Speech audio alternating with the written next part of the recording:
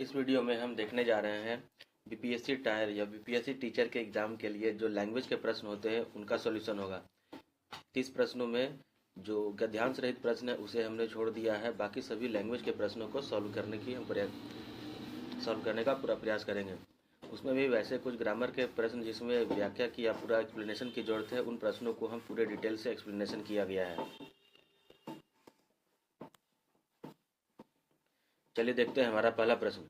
Mother sister is first option मौसी, second option aunty, third option sister in law.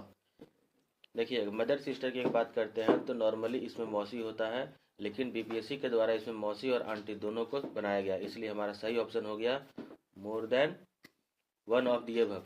लेकिन अगर aunt दिया हुआ न रहे या तो आप मौसी को भी लगा सकते हैं, और अगर मौसी दिया हुआ न रहे तो आप आंटी को आंसर लगा सकते हैं। बीपीएससी ने इसमें दोनों ऑप्शन दिए गए हैं, इसलिए मोर देन वन का अबव सही होगा।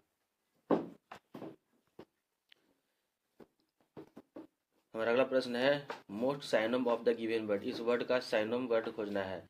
The word is given the interferes. हमारा वर्ड दिया गया है interfere. Option number A assist, B number obstruct, C number allow. Interfere का मतलब होता है हस्तक्षेप करना या परेशान करना। असिस्ट का मतलब होता है उसे सहायता देना। अलाउ का मतलब होता है उसे अनुमति देना। और ऑब्स्ट्रैक्ट का मतलब होता है काम में बाधा डालना। ऑब्स्ट्रैक्ट मतलब काम में बाधा डालना। असिस्ट इंटरफेयर का मतलब हो गया हस्तक्षेप करना या परेशान करना, और ऑब्स्ट्रैक्ट का मतलब हो गया काम में बाधा उत्पन्न करना, इसलिए इसका सही ऑप्शन हो जाएगा ऑब्स्ट्रैक्ट।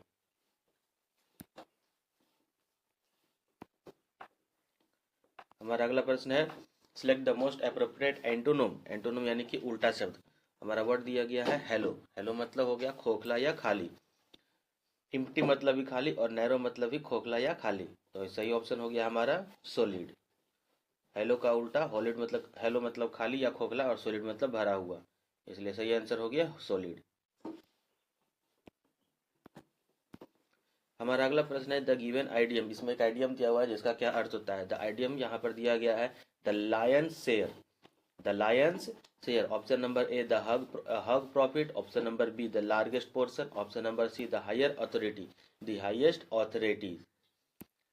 अगर सही ऑप्शन की बात करते हैं तो द लायंस शेयर का मतलब हो गया the largest portion. The largest portion.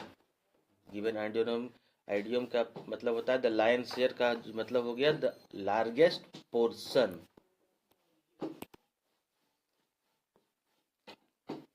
English के प्रश्नों में कुछ खास विशेषता नहीं दी गई है कि इसे आप डिटेल से पढ़ सके, इसलिए डायरेक्ट सॉल्व हो रहा है। Which of the following is not a part of the drawing room. Which of the following is not a part of the drawing room.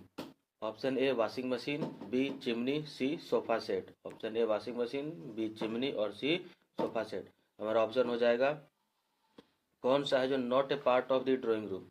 तो वॉशिंग मशीन और चिमनी दोनों ड्राइंग रूम का part नहीं है, इसलिए इसका सही ऑप्शन हो गया more than one of the above. More than one of the above.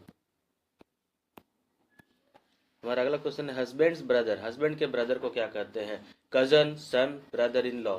Husband के ब्रदर को क्या कहते हैं, तो ब्रदर इन लॉ यानी कि देवर। हिंदी में कहें तो देवर, और इंग्लिश में ब्रदर इन लॉ। हस्बैंड्स के ब्रदर को ब्रदर इन लॉ कहा जाता है। हमारा अगला प्रश्न है select the most correct spelled यानी स्पेलिंग। इसमें सही स्पेलिंग को बताना है। असेंबली और असेंबली। सही स्पेलिंग की बात करते हैं तो इसमें देखिए SEMBLY असेंबली, इसलिए सही ऑप्शन हो गया असेंबली, बी नंबर असेंबली। हमारा अगला क्वेश्चन है this is dash umbrella. This is dash umbrella. बहुत ही सिंपल क्वेश्चन है, पता होगा अच्छी तरह से। AEIO और U ये वोवेल शब्द हो गया, और इसके लिए हमेशा एन का प्रयोग किया जाता है। This is an umbrella. This is an umbrella.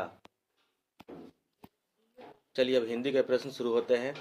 धरती से आकाश तक पताका फहराने का अर्थ क्या होता है। धरती से आकाश तक पताका फहराने का अर्थ क्या होता है। ऑप्शन नंबर ए ऊंचा झंडा, बी बहुत बड़ी सफलता, सी बड़ा झंडा। ऊंचा झंडा, बहुत बड़ी सफलता, या सी बड़ा झंडा। सही ऑप्शन की बात बोलते हैं तो धरती से आकाश तक पताका फहराने का मतलब होता है बहुत बड़ी सफलता मिलना। बहुत बड़ी सफलता मिलना।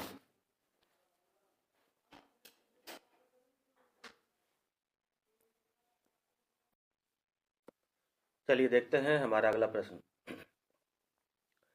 रामधारी सिंह दिनकर को उनकी किस कृति के कारण ज्ञानपीठ पुरस्कार प्राप्त हुआ था? रामधारी सिंह दिनकर को उनकी किस कृति के कारण ज्ञानपीठ पुरस्कार प्राप्त हुआ था? ऑप्शन दिया गया है रसीम रथी, कुरुक्षेत्र या उर्वशी। रसीम रथी, कुरुक्षेत्र या उर्वशी। अगर बात करते हैं ज्ञानपीठ पुरस्कार की,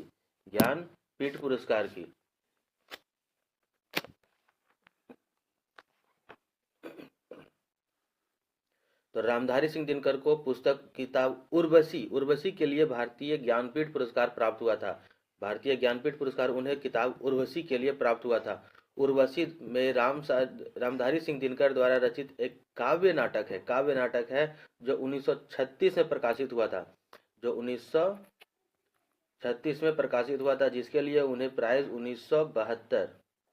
1972 में उन्हें पुरस्कार दिया गया था।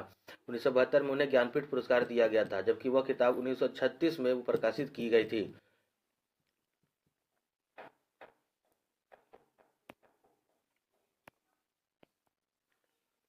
हमारा अगला प्रश्न है अमृतलाल नागर को कौन से उपन्यास महाकवि सूरदास पर आधारित है? कौन सा महाकाव्य जो है, महाकवि है जो सूरदास पर आधारित है? ऑप्शन दिया गया बूंद और सागर, बी नंबर खंजन और नयन, सी नंबर अमृत और विष, बी नंबर खंजन नयन और बूंद और समुद्र। सही ऑप्शन की बात करते हैं तो खंजन नयन। अमृतलाल नागर की पुस्तक खंजन नयन जो है वो महाकवि सूरदास पर आधारित है। वहीं उनकी एक और पुस्तक है मानस का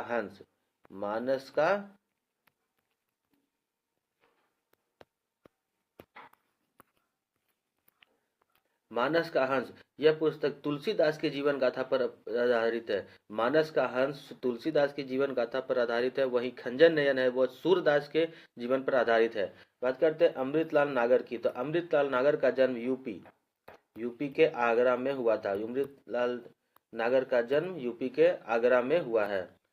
यूपी के आगरा के रहने वाले थे।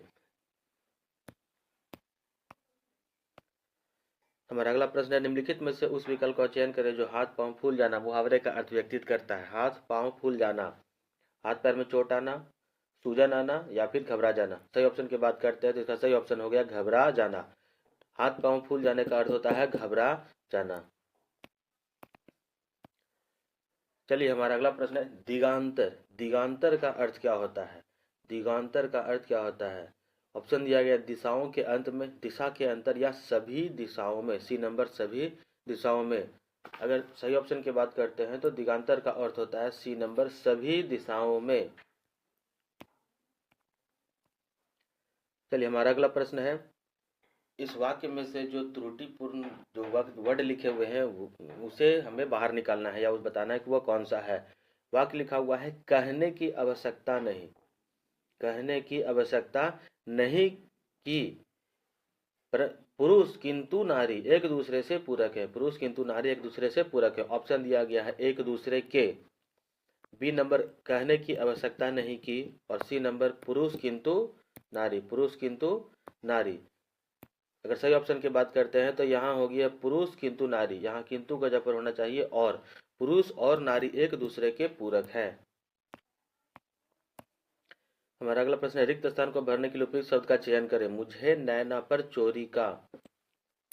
ऑप्शन संदेह, अपमान या गर्व है। सही ऑप्शन हो गया संदेह है। मुझे नैना पर चोरी का संदेह है। ये हमारा काल से संबंधित प्रश्न है। इस प्रश्न में उपयुक्त व्याख्या की गई है। जहाँ जहाँ पर मुझे जरूरत पड़ेगा कि अच्छी तरह से व्याख्या करने का, उन प्रश्नों को मैं पूरा डिटेल से व्याख्या कर दे रहा हूँ। चलिए देखते हैं। लड़का आया इस वाक्य में क्रिया किस काल का बोध करा रही है? लड़का आया इस वाक्य में क्रिया किस काल का बोध करा रही है? ऑप्शन ए सामान्य भूतकाल, बी नंबर सामान्य भविष्यकाल, सी नंबर अपूर्ण वर्तमान काल। सामान्य भूत, सामान्य भविष्य या अपूर्ण वर्तमान काल। सही ऑप्शन की बात करते हैं तो इसका सही ऑप्शन आया लड़का आया एक सामान्य भूतकाल का बोध कराती है। सामान्य भूतकाल में होने वाली क्रिया का बोध कराती है। अब देखते हैं कि क्रिया के इस रूप में कितने कितने सामान्य या कह सकते हैं भूतकाल के कितने भेद होते हैं। तो सबसे पहला भेद होता है सामान्य भूतकाल, जिसमें क्रिया के सामान्य रूप से या सीधे होने का बोध हो रहा हो, क्रिया के सामान्य रूप से होने का, समय के होने का बोध हो रहा हो। दूसरा होता है आसन्न भूतकाल, क्रिया का अभी अभी या निकट भूतकाल में पूरा हो जाना। क्रिया का अगर तुरंत और अभी अभी या निकट के समय में पूरा होता है तो उसे हम आसन्न भूतकाल कहते हैं। जैसे मैं अभी आया हूँ, इसकी पहचान है कि इसमें आया हूँ का प्रयोग किया जाएगा, हूँ का प्रयोग रहेगा, आया हूँ का प्रयोग रहेगा, मैं अभी आया हूँ। अगला हो गया पूर्ण भूतकाल, क्रिया के बहुत पहले, क्रिया के बहुत पहले ही पूरा हो जाने का बोध हो रहा हो। जैसे वह पढ़ चुका था, मैं पढ़ चुका था। दूसरा हो गया अपूर्ण भूतकाल, अपूर्ण भूतकाल, अपूर्ण भूतकाल, क्रिया के बीते समय में जारी रहने का बोध करा रहा हो, क्रिया के बीते समय में जारी रहने का बोध करा रहा हो। जैसे वह पढ़ रहा था, वह पढ़ रहा,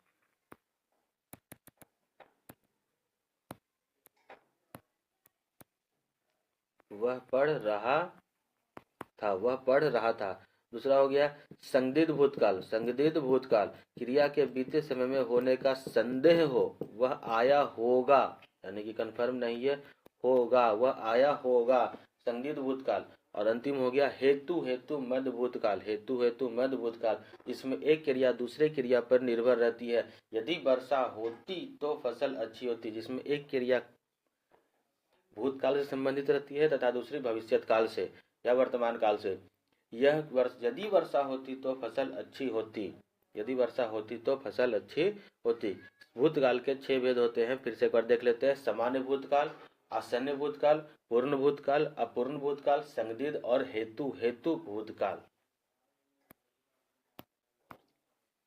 देखिए हमारा अगला प्रश्न है, ममता गाती है इस वाक्य में क्रिया किस काल का बोध कराती है। ममता गाती है इस वाक्य में क्रिया जो है किस काल का बोध कराती है। ऑप्शन दिया गया सामान्य भूतकाल, सामान्य भविष्य काल, अपूर्ण वर्तमान काल या सामान्य वर्तमान काल। इसका सही ऑप्शन हो गया सामान्य वर्तमान काल। ममता गाती है यह एक सामान्य वर्तमान काल का बोध कराती है। ममता गाती है इसमें सामान्य वर्तमान काल का बोध होता है। वर्तमान काल के भी 6 भेद होते हैं, वर्तमान काल के 6 भेद होते हैं, उनका नाम से देख लेते हैं।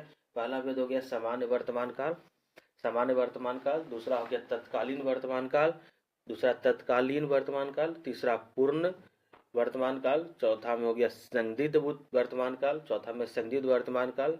पांचवा में संभाव्य वर्तमान काल और छठा में हेतु हेतु वर्तमान काल।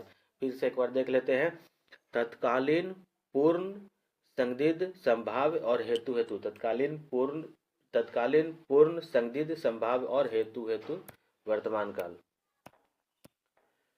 चलिए हमारा अगला प्रश्न है, इनमें से सामान्य वर्तमान काल के उदाहरण कौन से हैं। इनमें से सामान्य वर्तमान काल के उदाहरण कौन से हैं। ऑप्शन दिया गया रमेश ने समाचार पढ़ा, रमेश ने समाचार पढ़ा, सीता बाजार जाती है, वह कोलकाता जाता है। सही ऑप्शन की बात करते हैं तो सामान्य वर्तमान काल, सामान्य वर्तमान काल में आता है वह कोलकाता जाता है, वह कोलकाता जाता है। सी नंबर, वह कोलकाता जाता है। थोड़ा विशेष रूप से देख लेते हैं, सामान्य वर्तमान काल क्रिया के वह रूप होता है जिससे यह पता चलता है कि क्रिया वर्तमान में होता है या हो रहा है, क्रिया वर्तमान में होता है या हो रहा है। दूसरा हो गया पूर्ण सिद्धि वर्तमान काल, जिसमें यह पता चलता है कि पूर्ण वर्तमान काल का, देखिए क्रिया का वह रूप जिसमें वर्तमान काल में कार्य की पूर्ण सिद्धि का बोध हो, क्रिया का वह रूप जिसमें कार्य की पूर्ण सिद्धि यानी कि पूरा होने का बोध हो, उसे पूर्ण वर्तमान काल कहते हैं, पूर्ण वर्तमान काल कहते हैं। तीसरा हो गया क्रिया का वह रूप जिसमें यह पता चलता है कि क्रिया वर्तमान काल में हो रही है, क्रिया वर्तमान काल में हो रही है, उसे तत्कालीन वर्तमान काल कहते हैं, उसे तत्कालीन वर्तमान काल कहते हैं। एक होता है संभाव्य, संभाव्य वर्तमान काल द्वारा वर्तमान काल में कार्य पूरा होने की संभावना रहती है। संभाव्य वर्तमान काल में वर्तमान समय में वैसे कार्य जिसमें कार्य पूरे होने की संभावना होती है उसे हम संभाव्य वर्तमान काल कहते हैं। हमारा अगला प्रश्न है, मोहन एक शालीन लड़का है, वाक्य में शालीन कौन सा शब्द है, वाक्य में शालीन कौन सा शब्द है। ऑप्शन दिया गया परिणामवाचक, संख्यावाचक या गुणवाचक, परिणामवाचक, संख्यावाचक या गुणवाचक। गुणवाचक। सही ऑप्शन की बात करते हैं तो इस वाक्य में शालीन है जो गुणवाचक विशेषण है, शालीन है जो गुणवाचक विशेषण है। अब बात करते हैं विशेषण की, तो विशेषण के लिए अलग अलग दृष्टियों से अलग अलग भेद है। जैसे सबसे पहले देखते हैं अर्थ की दृष्टि से। अर्थ की दृष्टि से मुख्य रूप से 4 भेद होते हैं, लेकिन ऐसे आंशिक रूप से 5 भेद भी कहीं कहीं पढ़ने को मिलता है। मुख्य रूप से अर्थ की दृष्टि से 4 भेद: गुणवाचक, संख्यावाचक, परिणामवाचक और स्वर्णामिक वाचक विशेषण। फिर से देखते हैं अर्थ की दृष्टि से गुणवाचक, संख्यावाचक, परिणामवाचक और स्वर्णामिक विशेषण। रूप की दृष्टि से विकारी और अविकारी विशेषण। रूप की दृष्टि से विकारी और अविकारी विशेषण। दूसरा गया प्रयोग की दृष्टि से। प्रयोग की दृष्टि से साधारण विशेषण और विशेष विशेषण। साधारण विशेषण और विशेष विशेषण, जिसमें काफी इंपॉर्टेंट है अर्थ की दृष्टि से विशेषण को याद करना, जिसमें गुणवाचक, संख्यावाचक, परिणामवाचक और स्वर्णामवाचक विशेषण होते हैं।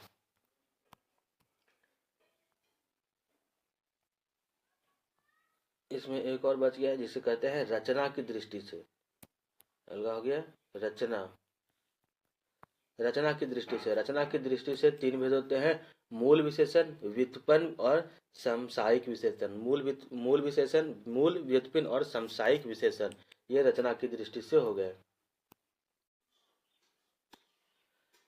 हमारा अगला प्रश्न हो गया निम्नलिखित में से किस वाक्य में भाववाच्य है। निम्नलिखित में से किस वाक्य में भाववाच्य है। ऑप्शन दिया गया सर्दियों में रोज नहाया नहीं जाता। सर्दियों में रोज नहाया नहीं जाता है। बी नंबर रामचरितमानस ग्रंथ तुलसीदास द्वारा लिखा गया। तुलसी द्वारा लिखा गया। सी नंबर वृद्धा आराम से बैठ नहीं सकते। देखिए इसमें भाव की बात करते हैं तो जिसमें भाव की विशेषता हो उसे हम भाववाच्य में कहते हैं। इसका सही ऑप्शन हो गया सर्दियों में रोज नहाया नहीं जाता। सर्दियों में रोज नहाया नहीं जाता।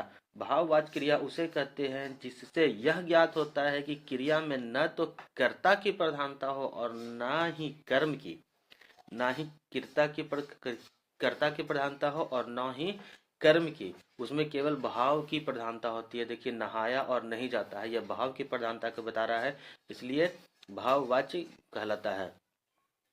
इसके वाच्य में 3 प्रकार के होते हैं। वाच्य कहते किसे पहले देखते हैं। वाच्य में क्रिया जिस रूप में यह ज्ञात, वाच्य में क्रिया के जिस रूप में यह ज्ञात होता है कि कर्म और क्रिया या से या किसकी प्रधानता होती है। कर्म में, कर्ता में या क्रिया के भाव में किसकी प्रधानता होती है, यह बताने के लिए वाच्य का प्रयोग करते हैं। कृतवाच्य, इसके जो भेद होते हैं वो कहलाते हैं। इसमें सबसे पहले हो गया कृतवाच्य, इसके भेद हैं। वाच्य के भेद हो गए कृतवाच्य, कर्मवाच्य और भाववाच्य। कृतवाच्य, कर्मवाच्य और भाववाच्य। कृतवाच्य, कर्मवाच्य और भाववाच्य। कृतवाच्य में कर्ता की प्रधानता होती है। कृतवाच्य में कर्ता की प्रधानता होती है। कृतवाच्य में कर्ता की प्रधानता होती है। कर्मवाच्य में कर्म की प्रधानता या काम की प्रधानता होती है। और भाववाच्य में क्रिया या भाव की प्रधानता होती है। क्रिया या भाव की प्रधानता होती है। चलिए हमारा अगला प्रश्न है वायु का पर्यायवाची शब्द कौन सा है। वायु का पर्यायवाची शब्द कौन सा है। ऑप्शन नंबर ए अलिंद, बी अनिली और सी अनिल। सही ऑप्शन की बात करते हैं तो वायु का पर्यायवाची शब्द अनिल होता है। वायु का पर्यायवाची शब्द अनिल होता है। वायु के कुछ अन्य पर्यायवाची शब्द भी दिए गए हैं जैसे हवा, पवन, समीर, वात, मारुत, प्रभात, पवमान, प्रभंजन, व्यार, समीर, स्पर्शन, ये सभी वायु के अन्य पर्यायवाची शब्द हैं। यह लैंग्वेज का सबसे अंतिम प्रश्न है सीता नहीं पढ़ती है। इस वाक्य में वाच्य कौन सा है। सीता नहीं पढ़ती है। ध्यान देते हैं सीता नहीं पढ़ती है, इसमें सीता के बारे में बता रहा है, यानी कि कृत्य की प्रधानता के बारे में बताया जा रहा है। इसलिए इसका सही ऑप्शन हो गया सीता नहीं पढ़ती है, या कृतवाच्य हो गया। सीता नहीं पढ़ती है या कृतवाच्य है। कृतवाच्य में कर्ता की प्रधानता होती है।